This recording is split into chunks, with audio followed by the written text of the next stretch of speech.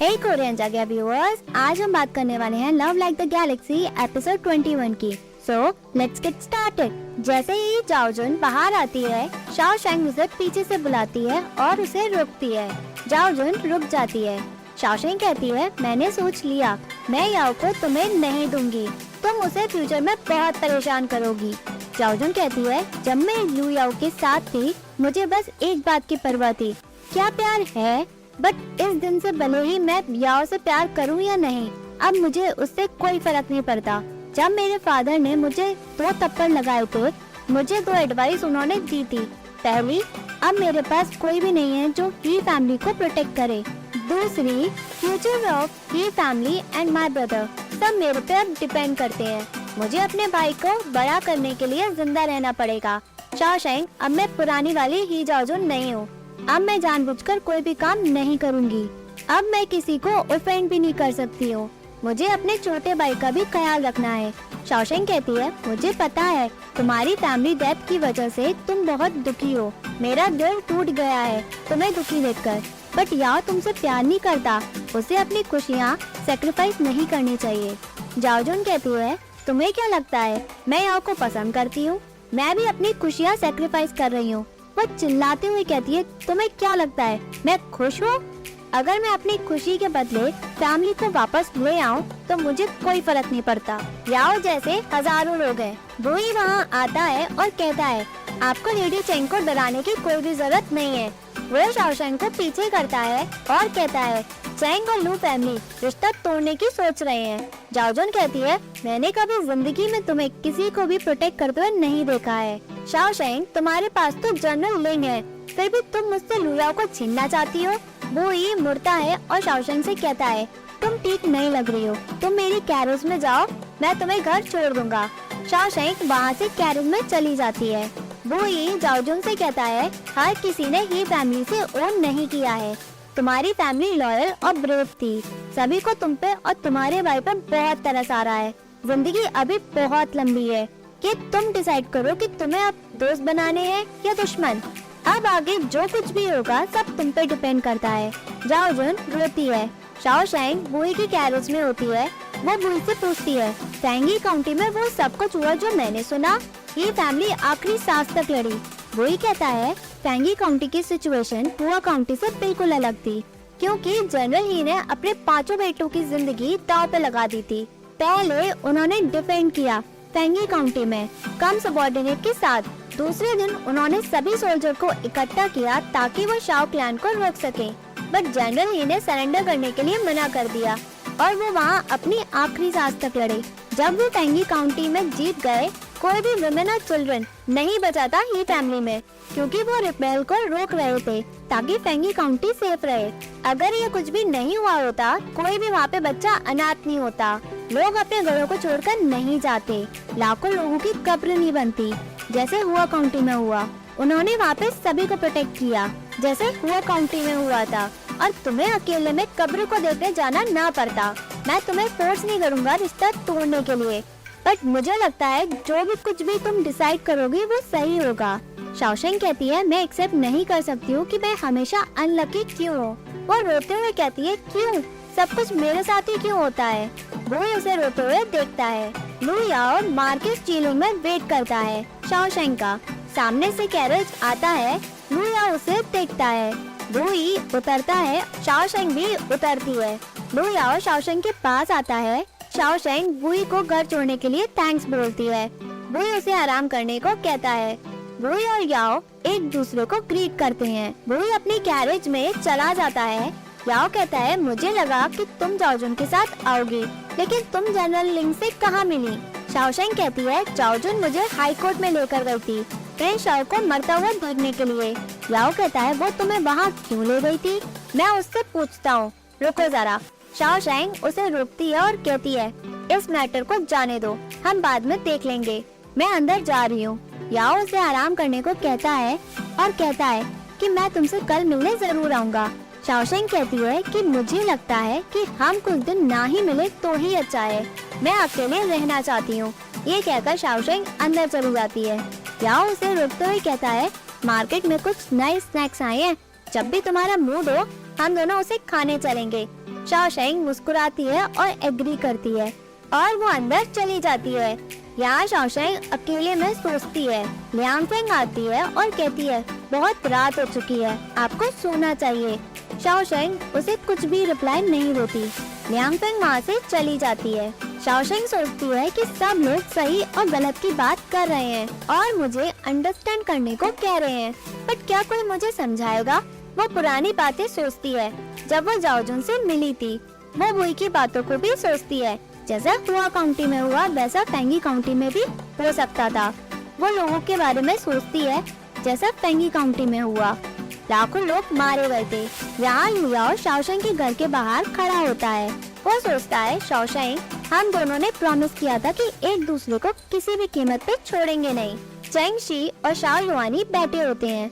शिंगकोंग आकर बताती है कि लुयाओ बाहर खड़े हैं, वो जाने के लिए मना कर रहे हैं। चेंग शी कहता है याओ अच्छा है, बट उसकी किस्मत खराब है, उसका फ्यूचर न्याओ न्याओ के साथ है ही नहीं। यहाँ मैडम चेंग डाउरी के ऊपर लेटी होती है और कहती है ये सब मेरा है, मैं किसी को भी ये खजाना नहीं दूंगी। तभी चेंग शी आता है और कहता है मदर। मैडम चेंग कहती है छुओ मत मुझे, ये सब मेरा दहेज है। शाओ युआनी कहती है हमारा रिश्ता लू फैमिली के साथ बदल सकता है, हो सकता है ये रिश्ता टूट ही जाए। उस वक्त हमें ये सारा दहेज हमें लू फैमिली को वापस करना पड़ेगा। मैडम चेंग कहती है मैंने कुछ लेटर अपने दोस्तों पे भेज दिए हैं। उस लेटर में मैंने सभी को ये बताया है कि न्याओ न्याओ का ससुराल क्राउन प्रिंस के ट्यूटर है, सभी शादी को अटेंड करेंगे। अब तुम रिश्ता तोड़ रही हो, मैं उन लोगों को अपना मुंह कैसे दिखाऊंगी। चेंग शी कहता है हमने तो न्याओ न्याओ की शादी की डेट भी फिक्स नहीं की थी, आप लोगों को शो ऑफ क्यों कर रही हो। ये रिश्ता रहेगा या नहीं इम्पीरियल कोर्ट डिसाइड करेगा, हम नहीं। मैडम चेंग कहती है इम्पीरियल कोर्ट में सभी ऑफिशियल रिच और पावरफुल लोग हैं, उनका काम है बोलना, उन्हें क्या फर्क पड़ेगा कि इन सब के बाद शाओशेंग का क्या होगा, वो तो ये रिश्ता तोड़वा देंगे, उन्हें कोई फर्क नहीं पड़ता कि हमारी लड़की की शादी होगी या नहीं। चेंग शी शाओ युआनी को इशारा करता है। शाओ युआनी कहती है आप शांत हो जाएं, न्याओ न्याओ आज लुयाओ से बात करेगी, हम तो बस सभी गिफ्ट को इकट्ठा कर रहे हैं, ना कि रिश्ता तोड़ने के लिए। मैडम चेंग कहती है सच में। शाओ युआनी कहती है हाँ। मैडम चेंग खुशी से उठती है। तभी शाओशेंग आती है और कहती है मुझे लू रेजिडेंस में जाना है याओ से रिश्ता तोड़ने के लिए। मैडम चेंग शॉक में चली जाती है। यहाँ सभी लू रेजिडेंस में बैठे होते हैं। चेंगशी कहता है शाओशेंग ने अपना मन बना लिया है, हम ये रिश्ता तोड़ना चाहते हैं। अगर ग्रैंड ट्यूटर लू मना करते हैं तो हम बाहर सभी को बता देंगे कि हम यहाँ रिश्ता तोड़ना चाहते हैं, बट लू फैमिली मान नहीं रही है। वैसे भी ये जनरल ली की आखिरी ख्वाहिश थी। फर्स्ट मैडम कहती है आप सोच समझकर बोलें, किसने कहा कि लू फैमिली ये रिश्ता तोड़वाना नहीं चाहती है। शाओ युआनी कहती है ग्रैंड ट्यूटर लू और फर्स्ट मैडम इस डिसीजन में अगेंस्ट नहीं है, तो अब हमें चलना चाहिए। चेंग शी टोकन को वापस करता है। याओ कहता है शाओशेंग तुमने तो मेरे साथ प्रॉमिस किया था कि तुम मेरे पे गिव अप नहीं करोगी, क्या जाओजुन ने तुम्हें फोर्स किया है, मैं उससे जाकर बात करता हूँ। शाओशेंग कहती है जाओजुन ने कुछ भी नहीं कहा है, ये मैंने डिसाइड किया है। जनरल ही और उनकी फैमिली देश के लिए शहीद हुए, उनकी फैमिली में जाओजुन और उसका छोटा भाई ही बचे हैं। याओ कहता है ये सब मैं भी जानता हूँ, तुम्ही ने तो कहा था जो कुछ भी जाओजुन के साथ हुआ वो हमारी शादी से दोनों मैटर अलग है। शाओशेंग कहती है हमारे लिए तो अलग है पर देश और दुनिया के लिए नहीं है। याओ कहता है मुझे कंट्री और दुनिया की कोई चिंता नहीं है। वो वहाँ सभी से पूछता है आप सभी प्रिंसिपल को फॉलो करते हैं ताकि मैं बेवकूफ बन जाऊं? आप सभी ने मुझे प्रिंसिपल्स में रहना सिखाया है, बट इस प्रिंसिपल की वजह से मैं सफर क्यों करूं? क्या मैं अपनी जिंदगी अपने हिसाब से जी नहीं सकता? मैं ही क्यों सैक्रिफाइस करूं? शाओशेंग तुम भी बदल गई हो, तुम भी मुझे फोर्स कर रही हो। शाओशेंग उठती है और याओ से कहती है चलो मेरे साथ, मुझे तुमसे कुछ बात करनी है। शाओशेंग उसे अपने साथ बाहर ले जाती है। याओ शाओशेंग से कहता है मुझे मनाने की कोई भी जरूरत नहीं है, मैं ये रिश्ता नहीं तोड़ूंगा। शाओशेंग कहती है याओ तुमने मुझे कहा था कि तुम जाओजुन को पसंद नहीं करते, पर जनरल ही ने तुम्हें बहुत अच्छे से ट्रीट किया, भले ही वो कितना भी बिजी थे, उन्होंने हमेशा तुम्हें सिखाया है। वो तुम्हारे फादर के साथ साथ एक टीचर भी थे, इसलिए तुम उनकी रिस्पेक्ट करते हो ना। रही बात जाओजुन की, तुम अपना ग्रेटिट्यूड जनरल ही की वजह से रख रहे थे, है ना? तुम बहुत क्लोज हो फिफ्थ यंग मास्टर ही के। उन्हीं ने तुम्हें तीरंदाजी सिखाई थी ना, तुम्हें तो पता है ना वो क्यों नहीं रहे। उन रेबेलियन ने उन्हें हजारों एरो चलाए होंगे जब उनकी बॉडी को उठाया था। उनकी बॉडी में बहुत सारे जख्म और घाव के निशान थे। उनकी बॉडी इतनी खराब थी कि पहचानना भी मुश्किल था। बाकी के भी नहीं रहे, कोई अपना बिना पूरे शरीर के ही मर गया। याओ, जब तुम हुआ काउंटी में थे तुमने क्या कहा था कि तुम अच्छा इंसान बनना चाहते हो ताकि तुम लोगों को प्रोटेक्ट कर सको। क्या तुम्हें पता है जो हुआ काउंटी में हुआ वो फैमिली काउंटी से बिल्कुल अलग था, क्योंकि जनरल ही ने अपने 5 बेटों की जिंदगी दांव पे लगा दी ताकि लोग बच सके। वो अच्छे इंसान थे जो कंट्री के लिए शहीद हो गए। हमारा प्यार इन सबके आगे कुछ भी नहीं है। मुझे पता है तुम्हारा दिल टूट गया है, मैंने तुम्हारे साथ बहुत गलत किया है। कहना बहुत आसान है। मेरी जगह तुम अगर जाओजुन से शादी करोगे तो मैं बहुत खुश होंगी। I am sorry Yao. Xiaosheng रोती है। लुयाओ उसे रोकता है और कहता है, तुमने मेरे साथ कुछ भी गलत नहीं किया है, तुम सही कह रही हो, मुझे लोगों को बचाना है। अजीब है ना, मैं लोगों को ही परेशान कर रहा हूँ। शाओशेंग कहती है, याओ ये कुछ दिनों की परेशानी है, इसे पूरी जिंदगी खींचने की कोई भी जरूरत नहीं है। याओ पूछता है, क्या मैं कर सकता हूँ? शाओशेंग कहती है, तुम कर सकते हो। तुम जब जाओजुन से शादी कर लोगे तुम उसके हस्बैंड ही नहीं उसके भाई की तरह उसको सपोर्ट भी करना। तुम उसे प्यार से गाइड भी करना। अगर वो कोई मिस्टेक भी करे तो तुम उसे प्यार से समझाना। अगर वो तुमसे अटके तो तुम पहले की तरह बुली मत होना। याओ कहता है, अगर वो मुझे गलत ट्रीट करेगी तो मैं उसे उसके फादर की मेमोरियल टैबलेट पे ले जाकर उसकी गलती सुधरवाऊंगा। याओ और शाओशेंग दोनों रोते हैं। याओ शाओशेंग का हाथ पकड़कर उसे फैमिली के सामने ले जाता है। याओ सभी के सामने कहता है, मैंने डिसाइड कर लिया है कि मैं ये रिश्ता तोड़ना चाहता हूँ। शाओशेंग कहती है, याओ उन सभी के लिए सॉरी फील कर रहा था जो कंट्री के लिए मर गए, इसलिए हमने डिसाइड किया है कि हम जनरल ही की आखिरी इच्छा पूरी करेंगे, भले ही मैजेस्टी इन सब के लिए प्रेस करेंगे। इन सब के बाद सेकंड फैमिली पे कोई भी कुछ नहीं कर पाएगा। याओ कहता है, जाओजुन गुस्से की बहुत तेज है, अंकल और आंट आपको ये सब सहना होगा।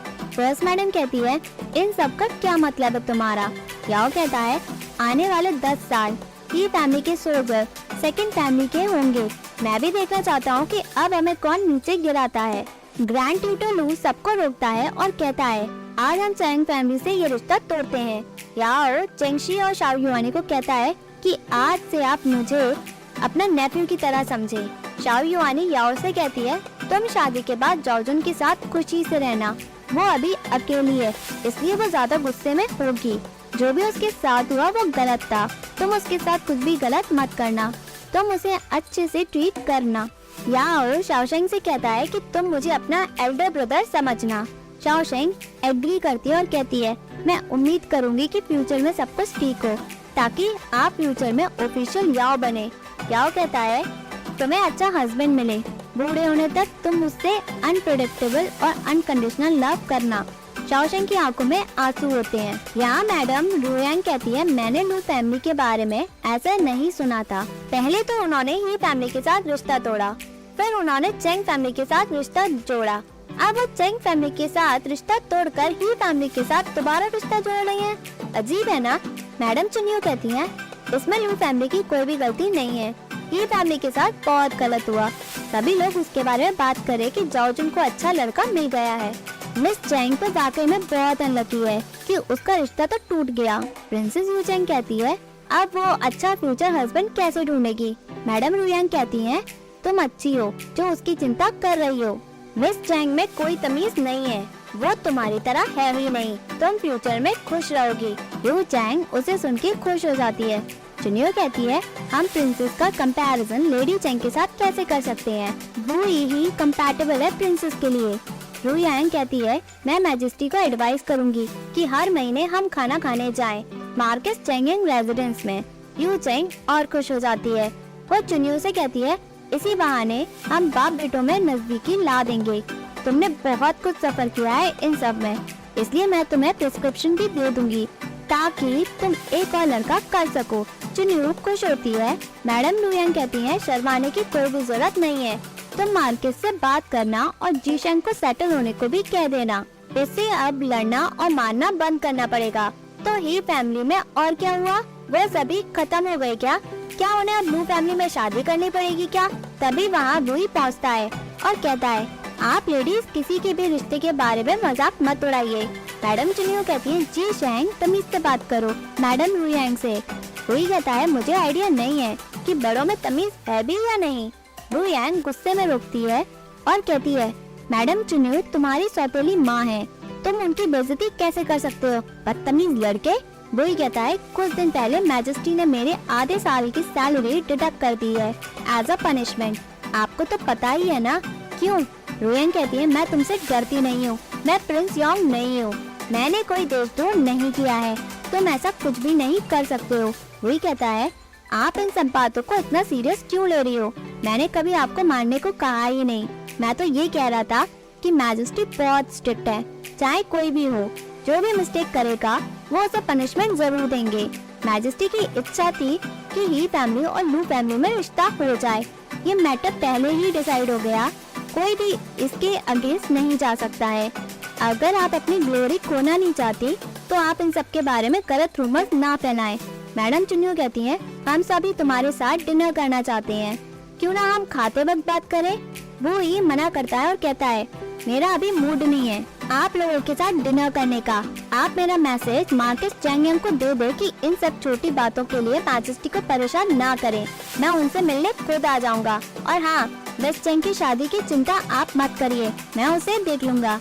वो ये कहकर वहाँ से चला जाता है। यहाँ सभी डाउरी लू फैमिली में जारी होती है। मैडम चैंग रोती है और कहती है, ये रिश्ता बहुत अच्छा था, उन्हें क्यों तोड़ना पड़ा? चैंग फैमिली के साथ बहुत गलत हुआ। चैंगशी कहता है, अच्छा हुआ रिश्ता टूट गया। मैडम चैंग कहती है, तुम्हें तो सिर्फ अपनी रेपुटेशन प्यारी है, इतना अच्छा रिश्ता तोड़ दिया, क्या फायदा हुआ? उन ऑफिशियल्स की वजह से तुम उल्लू बन गए हो। चैंगशी कहता है, बकवास बंद करो। मैडम चैंग कहती है, मैं बकवास कर रही हूँ क्या? ये कैसे बकवास है? न्याओ न्याओ के लिए अच्छा लड़का ढूंढना अब बहुत मुश्किल है। मैजेस्टी हमें पनिश कर रहे हैं क्योंकि हम बड़े ऑफिशियल नहीं हैं। चैंगशी रोकते हुए कहता है, दीवारों के भी कान होते हैं, बोलने से पहले जरा सोच लो। अगर किसी ने भी सुन लिया और मैजेस्टी को बता दिया तो हम नहीं बचेंगे। मैडम चैंग डर जाती है और कहती है, मुझे न्याओ न्याओ के लिए बहुत बुरा लग रहा है। फिर कहती है, ये तो हमारे बीच की बात है, मैजेस्टी को कैसे पता चलेगा? मैंने क्या कहा? तभी सर्वेंट आता है और बताता है कि मैजेस्टी के सर्वेंट आ गए हैं। चैंगशी इशारा करता है। मैडम चैंग कहती है, क्या वो मुझे अरेस्ट करने आई है? मैं तो बस यहाँ बकवास कर रही थी। चैंगशी पूछता है, क्या कहा उन सर्वेंट ने? सर्वेंट बताता है, मैजेस्टी की डिक्री आई है, सभी को बाहर बुलाया है मांग गाँव में मेमोरियल सर्विस के लिए। चैंगशी कहता है, ये तो अच्छी बात है, वैसे भी न्याओ न्याओ बहुत दुखी है, इसी बहाने अब वो ठीक हो जाएगी। मुझे मैजेस्टी को तो थैंक्स बोलना चाहिए। मैडम चैंग कहती है, क्या मैं इनवाइटेड नहीं हूँ? चैंगशी कहता है, मैजेस्टी ने आपको इनवाइट नहीं किया, अगर आप उनकी डिक्री के खिलाफ गई तो आपको कैपिटल पनिशमेंट मिलेगी। चैंगशी ये कहकर वहाँ से चला जाता है। मैडम चैंग चिल्लाते हुए कहती है, नालायक बेटा। यहाँ शाओशेंग अकेले चलती है। पीछे से चीची आकर पूछती है, तुम कहाँ छुपी थी? मेमोरियल सर्विस से? तुम्हें पता है ना वहाँ सभी थे, मैजेस्टी, प्रिंस, प्रिंसेस, सभी बड़े लोगों को एक साथ देखना बिल्कुल भी आसान नहीं है, तुमने सब कुछ मिस कर दिया। शाओशेंग कहती है, मैं थक गई हूँ, मैं आराम करने जा रही हूँ। चीची कहती है, ऐसा चांस तुम्हें दोबारा नहीं मिलेगा। वहाँ बहुत सारे लड़के लड़कियाँ आए हैं, वो लड़कों के बारे में बताती है। शाओशेंग उदास होती है और बातों में कोई भी इंटरेस्ट नहीं लेती। चैंगयंग चीची को जाने को कहती है। चीची मना करती है और कहती है, हम सभी मस्ती करने चलते हैं, यहाँ लोगों की घुड़सवारी होती है, सभी अपना गेम दिखाते हैं। वहाँ सभी बैठते हैं, सभी लोग गेम की तारीफ करते हैं।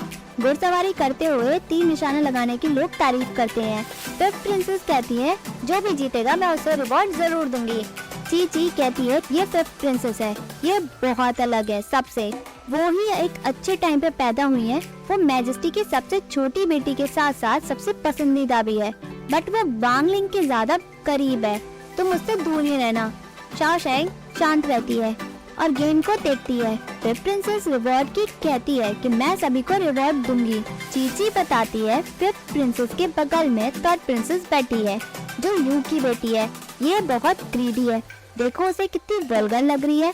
चू फिर प्रिंसेस को रोकती है बेट लगाने के लिए, बट फिर प्रिंसेस उसकी बेइज्जती करती है। वहाँ सभी चू के ऊपर हंसते हैं। तभी थर्ड प्रिंसेस पूछती है, आपको इनमें से कोई पसंद आया क्या? फादर ने आपका रिश्ता श्वान फैमिली में कर दिया है। आप लोगों को बहुत ठेस पहुंचाती हो और गलत भी बोलती हो, बट मेरे कजन के साथ ऐसा आप कुछ भी नहीं करना। तभी सेकंड प्रिंसेस थर्ड प्रिंसेस को रोकती है। चीची कहती है सेकंड प्रिंसेस इन सबसे बेहतर है। वो क्राउन प्रिंसेस के बारे में बताती है, जो क्राउन प्रिंस की वाइफ है। ये पुअर फैमिली से आई है।